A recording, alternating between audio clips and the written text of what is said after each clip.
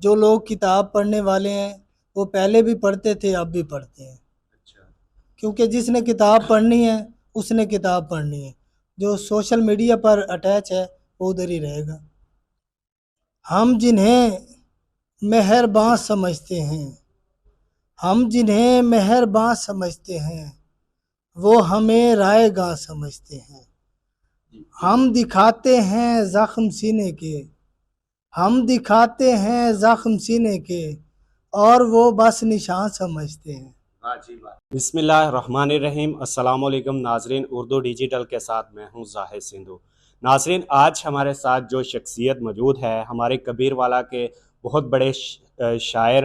हाल ही में इनको इंडिया से जो है वो अवार्ड मिला है, इशरत ज़फ़र अवार्ड। तो आज हम जानेंगे कि इतने छोटे से शहर से इन्होंने कैसे मेहनत की और कैसे जो है इंटरनेशनल तौर पर इन्होंने अवार्ड हासिल किया। अस्सलाम वालेकुम। वालेकुम अस्सलाम।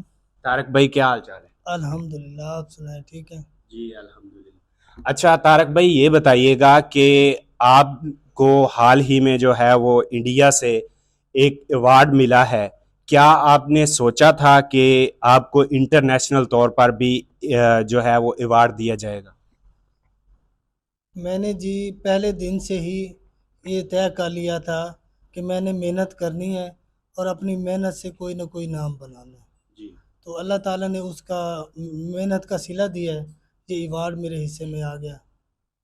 अच्छा तारक भाई, ये बताइएगा कि आपने पहला शेर जो था वो कब लिखा था, किस उम्र में लिखा था? 2004 में मैंने शायरी शुरू की थी, और अब तक आपको पता है 2024 हो गया, 20 साल हो गया 20 साल शायरी। हो गए। पहला शेर कब लिखा था, मतलब कौन सा लिखा था आपने? पहला शेर तो याद नहीं है क्या लिखा था। अच्छा, आपके उस्ताद कौन हैं शायरी में? मेरे उस्ताद हैं दो। जी। कबीर वाला से मुनीर राही साहब हैं, और मुल्तान से हैं उर्दू गज़ल के अच्छे शायर हैं, अरशद अब्बास ज़की साहब मेरे उस्ताद हैं। अच्छा तारक भाई, जैसा कि मैंने पहले बताया कि आपको हाल ही में इंडिया से जो है वो अवार्ड दिया गया।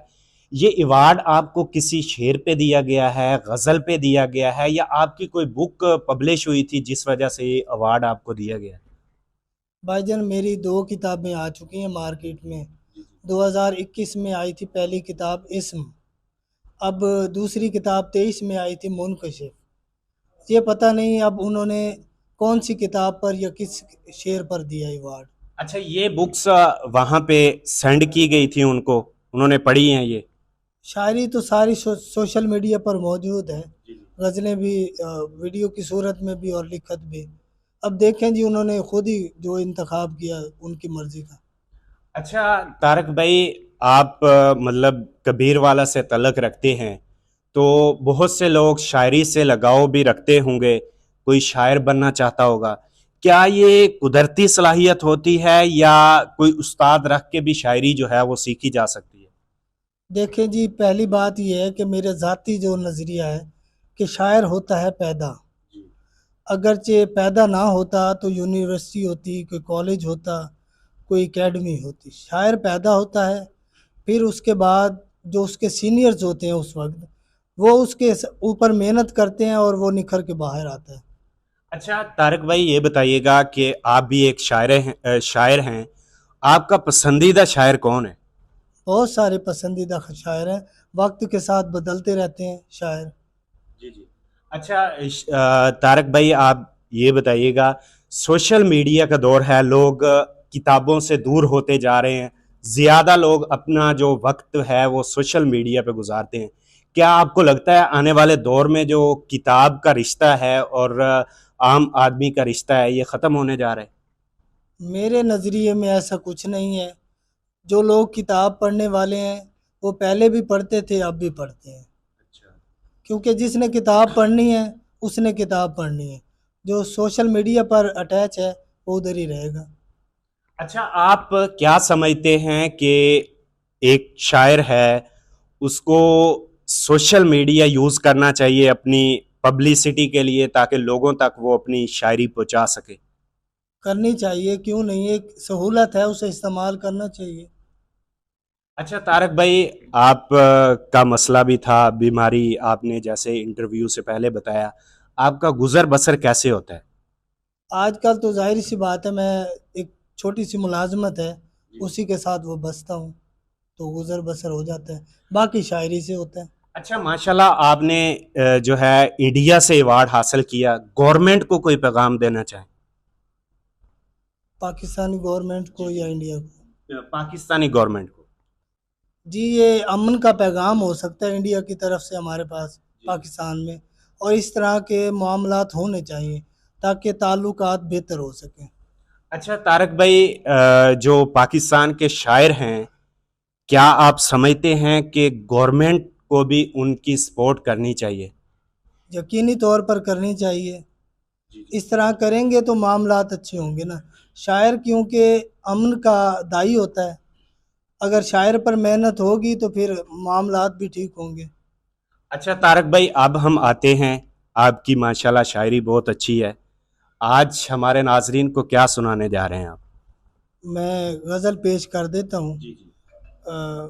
मकाने दिल में कोई भी मकी नहीं मेरे दोस्त, ठहर के देख तुझे गर यकीन नहीं मेरे दोस्त, मैं इसलिए भी तेरी खैर मांगता हूँ बहुत, तमाम शहर में तुझसा हंसी नहीं मेरे दोस्त, ये रफ्तगां तो कहीं और ही मुकीम हुए, तलाश कर ले ये ज़ेरे ज़मीं नहीं मेरे दोस्त, वो किस लिए मेरे बारे में राय देता है, वो किस लिए मेरे बारे में राय देता है, जब उसका जिक्र अदब में कहीं नहीं मेरे दोस्त, जो सच के नूर से रोशन दिखाई दे तारिक, जो सच के नूर से रोशन दिखाई दे तारिक, मेरी जबी है ये तेरी जबी नहीं मेरे दोस्त।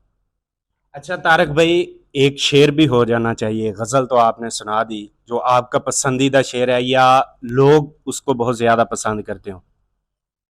हम जिन्हें मेहरबान समझते हैं, हम जिन्हें मेहरबान समझते हैं, वो हमें रायगां समझते हैं, हम दिखाते हैं ज़ख्म सीने के, हम दिखाते हैं ज़ख्म सीने के, और वो बस निशान समझते हैं। वाह जी वाह। अच्छा तारक भाई, आप ये तो उर्दू में शायरी की है, क्या हमारी इधर की एक तो पंजाबी ज़ुबान है, एक रचनावी ज़ुबान है, उसमें भी आपने कोई शायरी की है? रचनावी ज़ुबान में भी मेरी किताब तैयार है, अच्छा। लेकिन अभी ज़रा मैंने उसे पेंडिंग किया हुआ है। जी जी। उसमें भी है और उर्दू में भी, सारी सी बात है। अच्छा, कोई रचनावी ज़ुबान में भी हो जाना चाहिए। आपने जैसे बताया कि किताब भी आपकी आ रही है। मैं चंद शेर पेश करता हूँ।